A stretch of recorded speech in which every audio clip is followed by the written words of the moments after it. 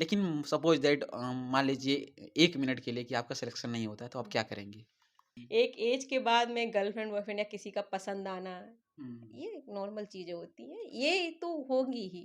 हुँ। अगर ये नहीं हो रही है तो दिक्कत है। यहाँ जनरली लोग आते हैं मुखर्जी नगर में कि 24 आवर्स में 18-18 घंटे पढ़ाई करते हैं। तो ऐसा क्या सच्चाई थोड़ा जानना ये चाहें? हुँ, हुँ। मुखर्जी नगर स्पेशल नहीं है, बस ये है कि बच्चों को अल्कोहल घर के से अलावा भी बहुत सारी चीज़ें जैसे गर्लफ्रेंड, बॉयफ्रेंड है ना? ये सारी चीज़ें। ये तो उम्र का तकाजा है, सबके साथ होता है। अगर हम बात करें तो कोचिंगें जैसे मेंस वगैरह में मेंटरशिप भी एग्ज़ाम प्रोवाइड करवाती हैं। तो क्या मतलब जो टेस्ट सीरीज़ होती है तो उसमें कितना रोल होता है मेंटरशिप प्रोग्राम के लिए? क्या ज़रूरी है यूपीएससी की तैयारी करने के लिए दिल्ली मुखर्जी नगर में आना या हेलो दोस्तों नमस्कार, स्वागत है आप सभी का एक और नए वीडियो में। दोस्तों इस टाइम हम दिल्ली के मुखर्जी नगर में हैं और आज हमारे साथ यूपीएससी एस्पिरेंट हैं। इनसे हम जानेंगे कि 1 महीने का खर्च कितने होता है, बहुत और भी बहुत सारी चीज़ें और यूपीएससी की तैयारी में इनका प्लान बी क्या होना चाहिए? बहुत सारी चीज़ें छोटी चीज़ें हम जानेंगे। अब तक कितने अटेम्प्ट इन्होंने दिया, सभी चीज़ों पर हम जानेंगे। सो दोस्तों आज हम इनसे बहुत सारी चीज़ें जानेंगे कि 1 महीने का यहाँ यूपीएससी मुखर्जी नगर में कितने खर्च आता है? यहाँ किस तरीके से मोटिवेशन है? क्या इनका मोटिवेशन एम रहा? और किन चीज़ों पर ये कहाँ से प्रेरित होकर यहाँ दिल्ली में तैयारी करने के लिए आई? सो हमारी तरफ से हमारे चैनल पर आपको बहुत-बहुत स्वागत है। Thank you. और फर्स्ट ऑफ ऑल हम जानेंगे कि आपका नाम क्या है और आप कहाँ से हैं?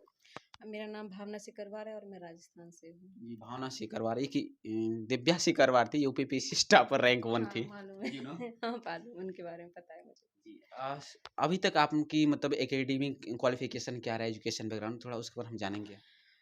मेरा 12th साइंस से था। इस बार मैं माइक्रोबायोलॉजिस्ट हूँ मैं। माइक्रोबायोलॉजी से मैंने अपना ग्रेजुएशन पूरा किया, उसके बाद मैंने पीजीडी से डिप्लोमा किया, उसके बाद फिर मैं थोड़ा-सा इस तरफ टर्न हुई यूपीएससी की तरफ। जी।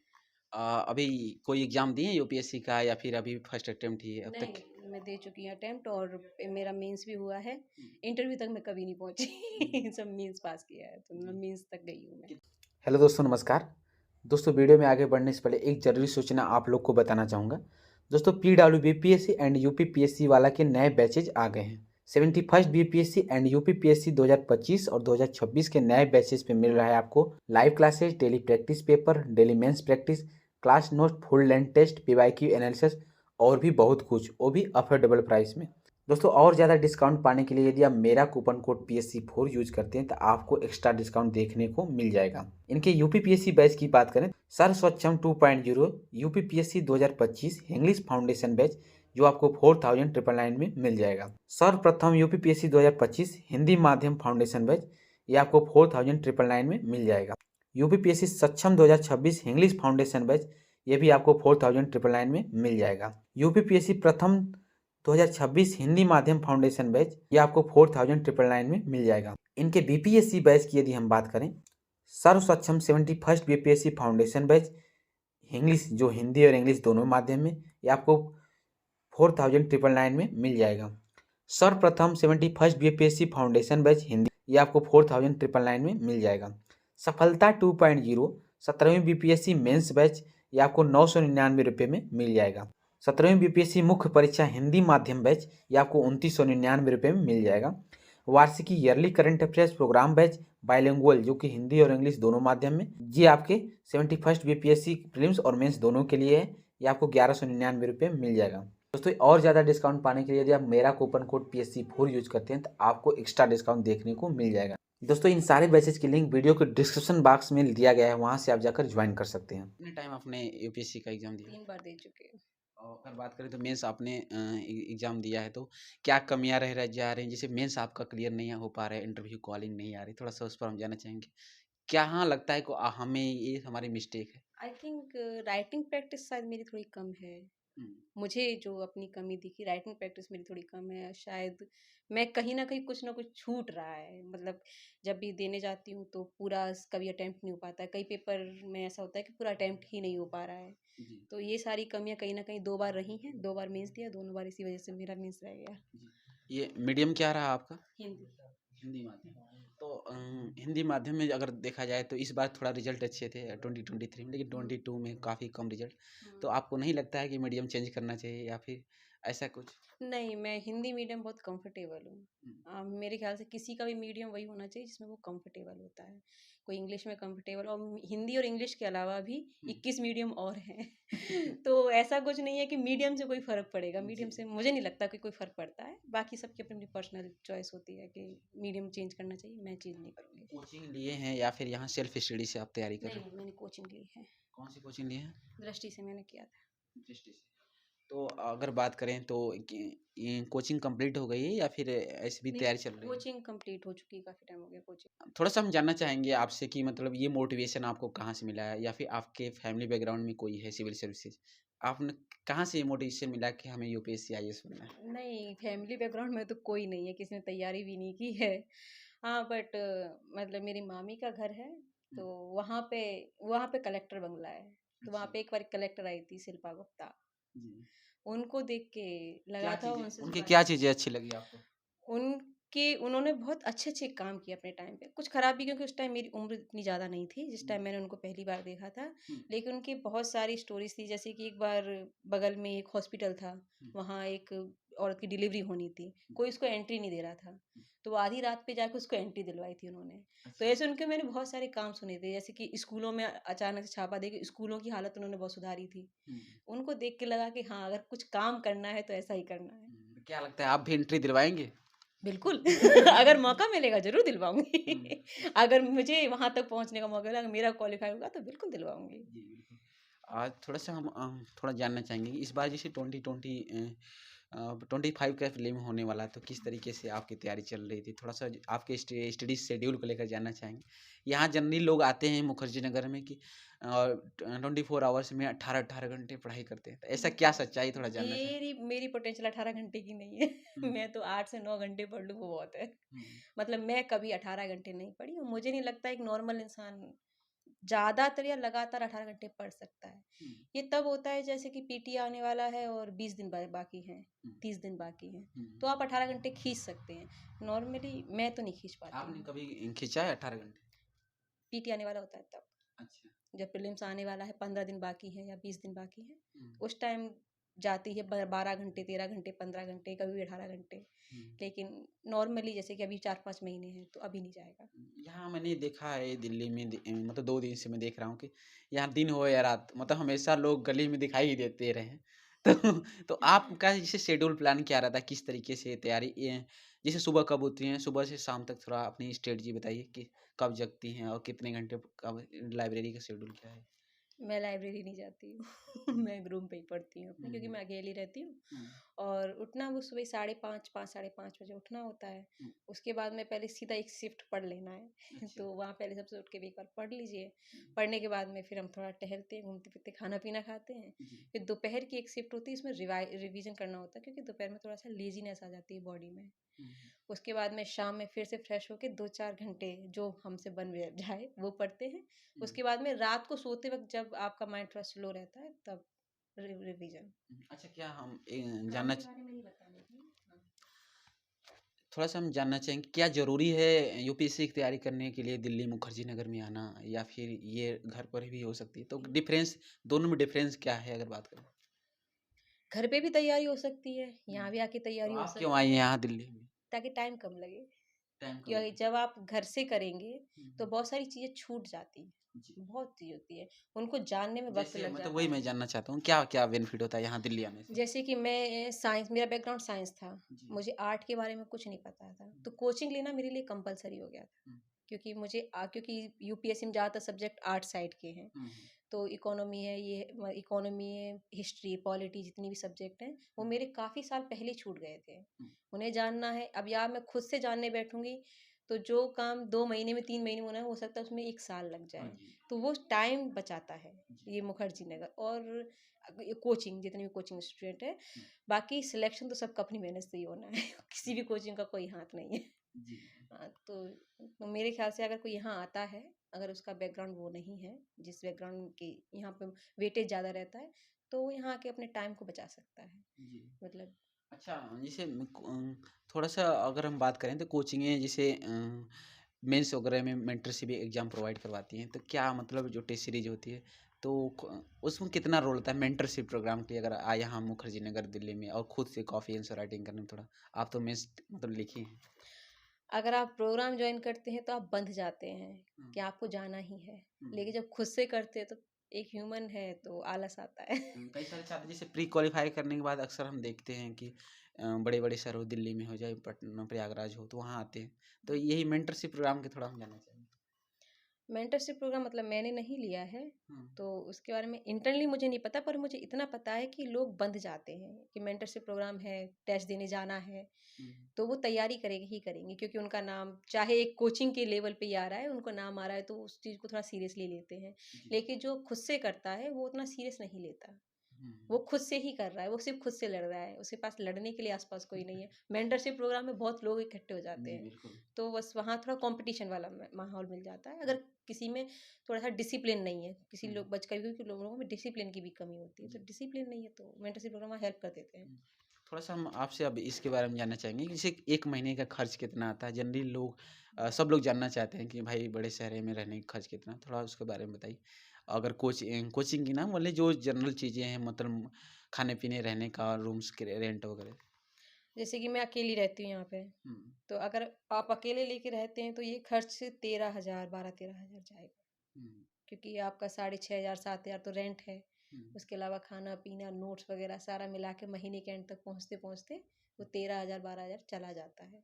हुँ, लेकिन कई बार लोग रूम शेयर भी करते हैं, अगर रूम शेयर करते हैं तो वो खर्च घट के हुँ, 8 9 10 तक रह जाता है, तो हुँ, आपके 3 साढ़े 3 हज़ार रुपये सीधा बचते हैं। थोड़ा-सा अगर बात करें ये जैसे अ, रूम का रेंट कितना आपका है? मेरा 6,500। साढ़े 6,000 और साढ़े 6 और मान लीजिए 8-9 हज़ार जो आपके मंथली सारी चीज़ें जनरल चीज़ें उसके लिए लगती है। हाँ बिल्कुल। खाना खुद से बनाती हैं या फिर टिफ़िन मंगाती हैं? नहीं नहीं, मैं खुद से बनाती अच्छा, तो अगर हम मतलब टिफ़िन में बहुत सारी चीज़ें हैं, तो उसमें आप खुद से बनाने से मतलब क्या चीज़ें आपको ऐसा लगता है कि मैंने टिफ़िन नहीं, ये आप खुद से बना सकते हैं? हूँ। एक बार टिफ़िन ज्वाइन किया था पर वो खाना मुझे थोड़ा सा पसंद नहीं आया। हुँ, तो हुँ, टिफ़िन में सबसे बड़ी दिक्कत ये होती है कि सामने वाले की पसंद है और आपको खाना है। हुँ, 1-2 दिन की बात है तो कर सकते हैं, दूसरे के मन का खा सकते हैं, अपने मन का खाना है तो खुद ही बना लेती हूँ। थोड़ा-सा हम जानना चाहेंगे कि यहाँ मुखर्जी नगर की बहुत सारी चीज़ें डाइवर्जन भी होता है, जैसे हुँ, स्मोकिंग वगैरह हर चीज़ बहुत सारी इसके अलावा भी हुँ। तो क्या मतलब लगता है कैसे अपने को कंटिन्यूटी और मतलब एक धैर्य बनाकर तैयारी की जाए? यहाँ पर कुछ चीज़ें पॉजिटिव हैं तो कुछ चीज़ें नेगेटिव भी है। रही बात स्मोकिंग या किसी भी हुँ, हैबिट की, हुँ, जो अल्कोहलिक हैबिट है, कोई भी है, तो अल्कोहल तो हर जगह पिया जा रहा है। हुँ, हुँ। मुखर्जी नगर स्पेशल नहीं है, बस ये है कि बच्चों को अल्कोहल घर के से अलावा भी बहुत सारी चीज़ें जैसे गर्लफ्रेंड, बॉयफ्रेंड है ना? ये सारी चीज़ें। ये तो उम्र का तकाज़ा है, सबके साथ होता है। ये नॉर्मल है। हुँ, एक एज के बाद में गर्लफ्रेंड बॉयफ्रेंड या किसी का पसंद आना, हुँ, ये नॉर्मल चीज़ें होती हैं, ये तो होंगी ही। हुँ। अगर ये नहीं हो रही है तो दिक्कत है। हो रही है तो क्या दिक्कत है? हुँ, एज है ये। हुँ, इतिहास से लेके आप मतलब प्राचीन काल से लेके आज तक होता आया है। जी। तो वो तो रहेगा। हाँ, लेकिन ये है कि आप अपने काम को पर्सनल लाइफ़ को थोड़ा अलग-अलग कर दें। हुँ। गर्लफ्रेंड है, बॉयफ्रेंड है तो थोड़ा-सा अलग तो रखिए क्या वो ऐसा चीज़ें। नहीं लगता है कि ये मतलब ये चीज़ें डाइवर्ट भी करती है प्रिपरेशन में?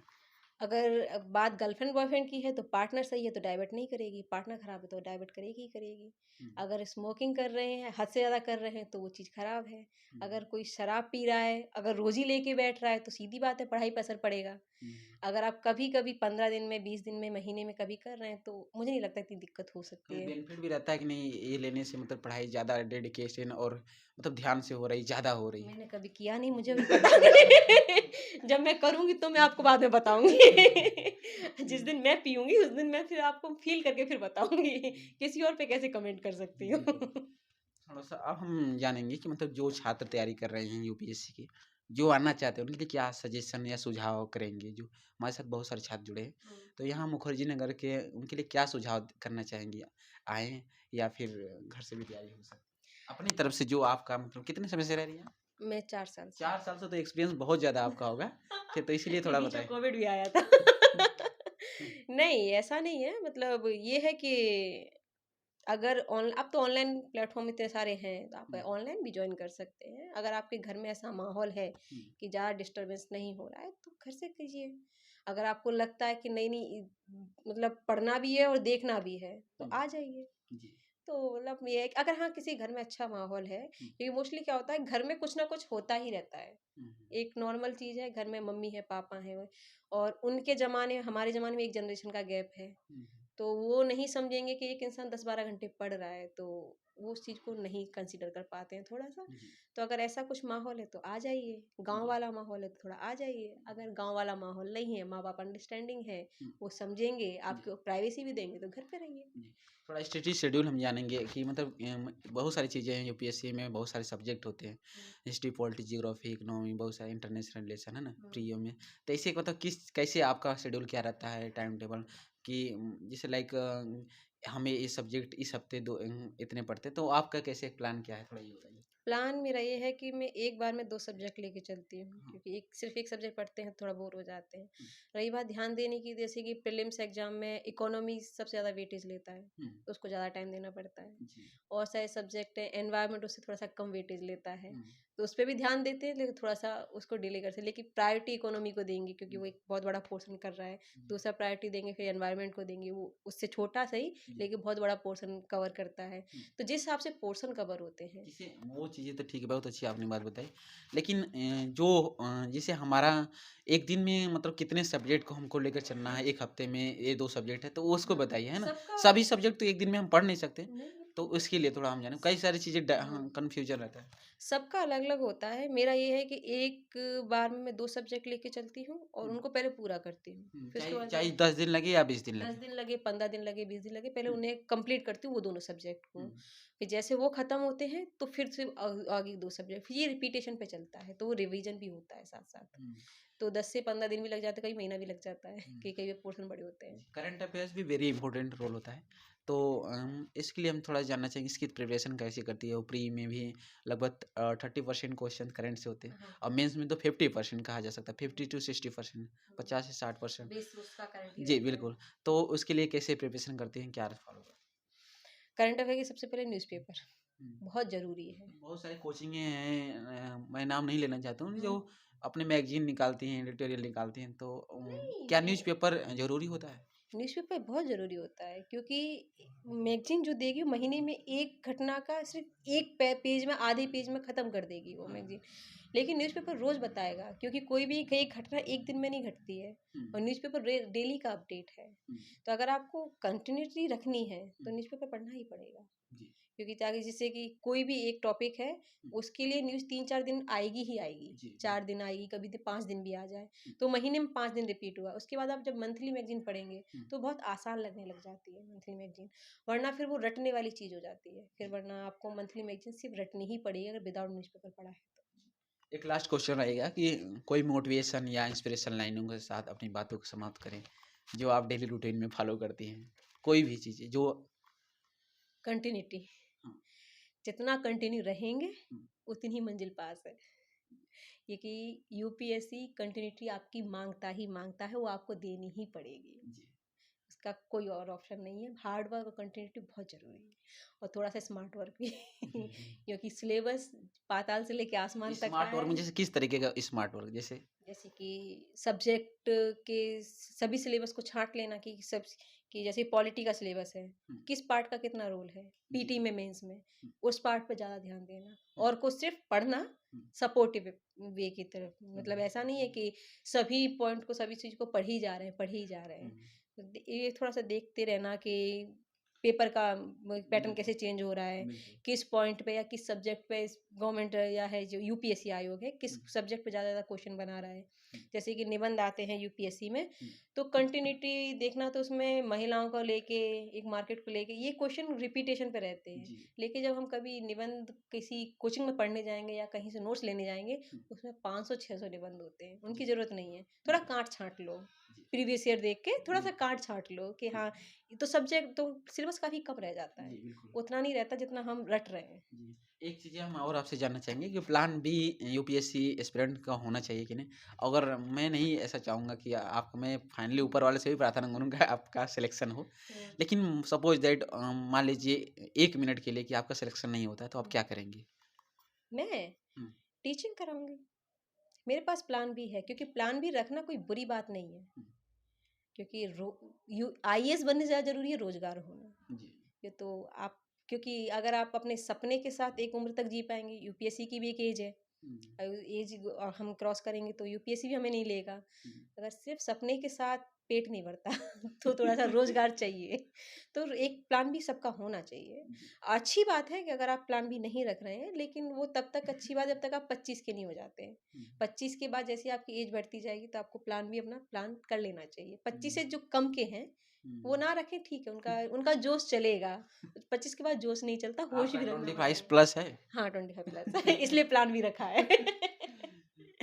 थैंक यू सो मच, आपने कीमती समय दिया और इसके लिए आपका बहुत बहुत आभार। Okay, thank you very much. So guys, सभी चीज़ों को बहुत अच्छा लगा इनसे बात करके, भावना जी से। और कोई भी क्वेरी हो या कि आपका सजेशन हो तो हमें कमेंट्स बॉक्स में ज़रूर बताइएगा। वीडियो कैसा लगा ये भी ज़रूर बताएं। मिलते हैं किसी नए वीडियो के साथ, तब तक के लिए जय हिंद।